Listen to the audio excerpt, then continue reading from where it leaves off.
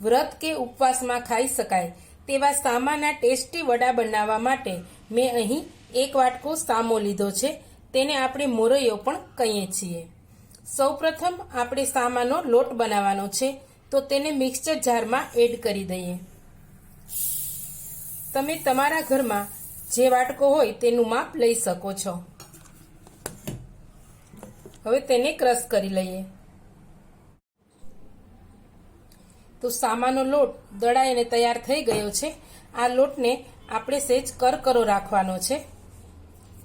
હવે આ લોટને આપણે કૂક કરી લેશું. સામાને કૂક કરવા માટે આપણે જે માપથી સામો લીધો છે તે માપથી 1.5 ગણું પાણી આપણે લેવાનું છે. તો એક કડાઈમાં મેં 1.5 ગણું પાણી લીધું છે, 1 વાટકો અને આ અડધો વાટકો. એ પાણીમાં કાળા મરીની ભૂકી,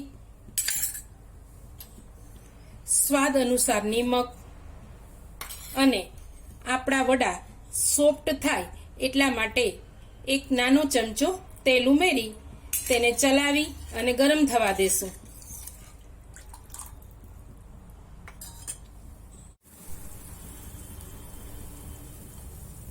ત્રણ 4 મિનિટ થઈ ગઈ છે અને પાણી આપણું ઉકળી ગયું છે. તો ધીમે ધીમે આપણે મોરૈયાનો લોટ છે તેમાં ઉમેરી દેશું.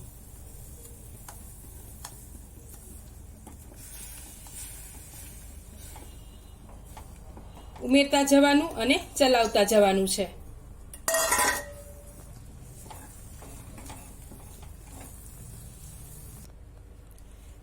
તો મોરૈયાનો લોટ છે તે પાણીમાં સારી રીતે મિક્સ થઈ ગયો છે. ગેસની સ્લો ફ્લેમ પર 2-3 મિનિટ માટે ઢાંકીને એને થવા દેશું.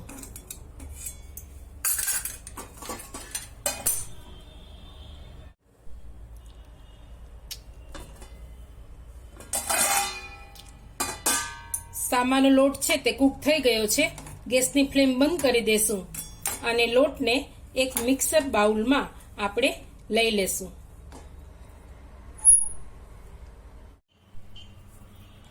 અહીં સાંબાના લોટને મેં એક બાઉલમાં લઈ લીધો છે અને આ રીતે ડ્રાય થઈ જાય ત્યાં સુધી આપણે કૂક કરવાનો છે અને હાથથી ટચ કરી શકાય ત્યાં સુધી મેં એને ઠંડો થવા દીધો છે.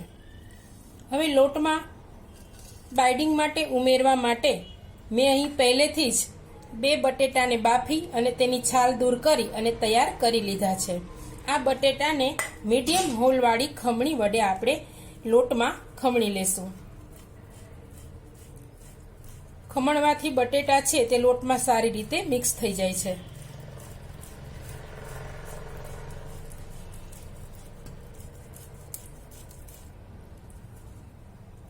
વિડીયોમાં નવા હોય અને જે કોઈએ મારી ચેનલ સબસ્ક્રાઇબ ન કરી હોય તે સબસ્ક્રાઇબ કરજો અને આ વિડીયો મિત્રો અને ફેમિલીમાં શેર કરજો અને લાઈક કરજો.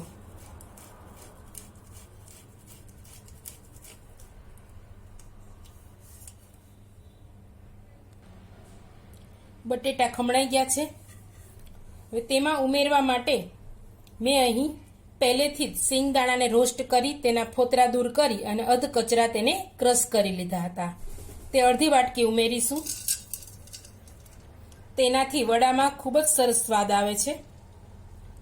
આદુની પેસ્ટ ઉમેરીશું. તીખા મરચાની પેસ્ટ ઉમેરીશું. થોડા સફેદ તલ ઉમેરીશું. ફરાળમાં તમે તલ ન ખાતા હો તો સ્કીપ કરી શકો છો. અને થોડા ધાણા ઉમેરી દેશું. થોડું નિમક ઉમેરીશું. થોડી ખાંડ ઉમેરીશું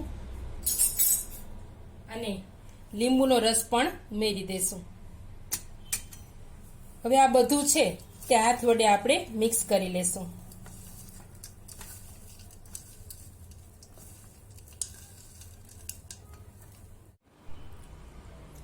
તો બધું મિક્સ કરી અને આપણે આ રીતનો લોટ બાંધી લીધો છે. લોટ આ રીતનો બંધાયેલો છે. તો આ લોટને આપણે જરા પણ રેસ્ટ આપવાનો નથી. તો આ લોટમાંથી આપણે વડા બનાવીશું. તો તેલવાળો હાથ કરાવી અને થોડો લોટ લઈ તેનો બોલ બનાવીશું.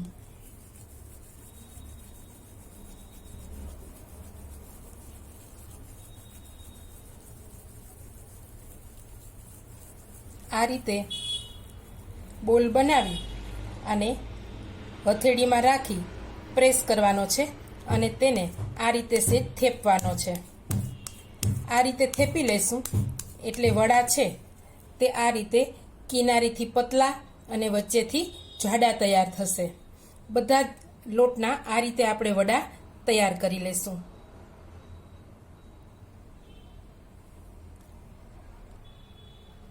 આપણા વડા છે તે બનીને તૈયાર થઈ ગયા છે. હવે આપણે એને તળી લેશું. તો તળવા માટે મેં કડાઈમાં તેલને ગરમ થવા માટે મૂકી દીધું છે. તેલ ગરમ થઈ ગયું છે તો વડાને આપણે તળી લેશું.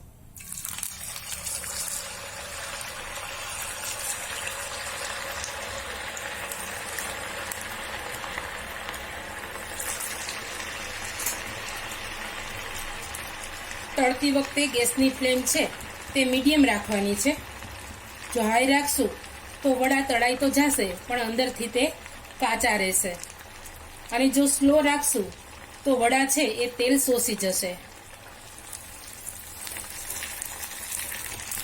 અહીં ધીમે ધીમે આપણે વડાને ઉલટાવવાના છે.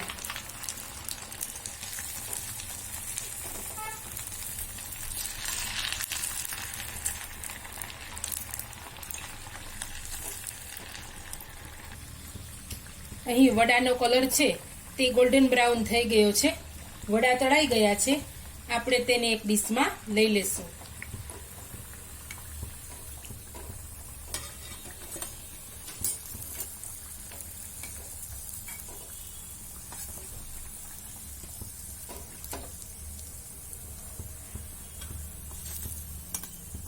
આ રીતે બધા જ વડાને આપણે તળી લેવાના છે. વડા છે એ તળાઈ ગયા છે અને આ રીતે તૈયાર થઈ ગયા છે. એકદમ ફૂલી અને તૈયાર થયા છે.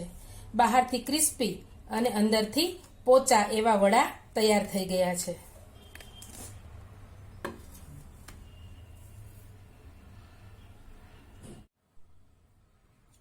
ફરાળી વડા સાથે જમવાની મજા આવે તેવી ટેસ્ટી ફરાળી ચટણી બનાવીશું. તો ફરાળી ચટણી બનાવવા માટે મેં અહીં 1 વાટકી સિંગદાણા લીધા છે, જે શેકી અને એના ફોતરા દૂર કરેલા છે. થોડા તીખા મરચાં લીધા છે અને દહીં લીધું છે. ચટણી બનાવવા માટે મિક્સર જારમાં સિંગદાણા ઉમેરીશું, તીખા મરચાં ઉમેરીશું, ખાટું દહીં ઉમેરીશું. દહીંથી ચટણી છે એકદમ ક્રીમી બને છે. જો તમારે મોડું દહીં હોય તો તમે લીંબુનો રસ પણ એડ કરી શકો છો. થોડું આખું જીરું ઉમેરીશું, ખાંડ ઉમેરીશું અને સ્વાદ અનુસાર નિમક ઉમેરીશું અને તેને પીસી લેશું. ચટણી તૈયાર થઈ ગઈ છે. મેં 2 ચમચી પાણી ઉમેરી અને તેને પીસી લીધી હતી. ચટણીને એક બાઉલમાં લઈ લીધી છે.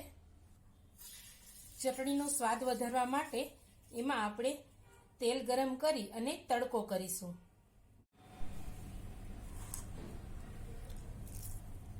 તેલ ગરમ થઈ ગયું છે. તેમાં તલ અને લીમડાના પાન ઉમેરીશું અને ચટણી પર તડકો કરીશું. થોડા ધાણા સ્પ્રિંકલ કરી અને ચટણીને સારી રીતે ચલાવી લેશું. જમવાની મજા આવે તેવી ટેસ્ટી ફરાળી ચટણી તૈયાર થઈ ગઈ છે.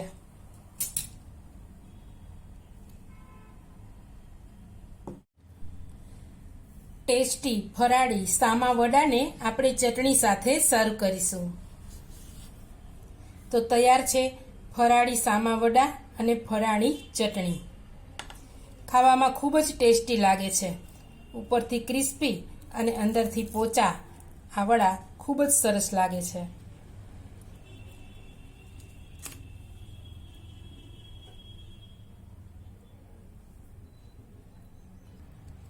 ફરી મળીશું એક નવી રેસીપી સાથે. ત્યાં સુધી આવજો.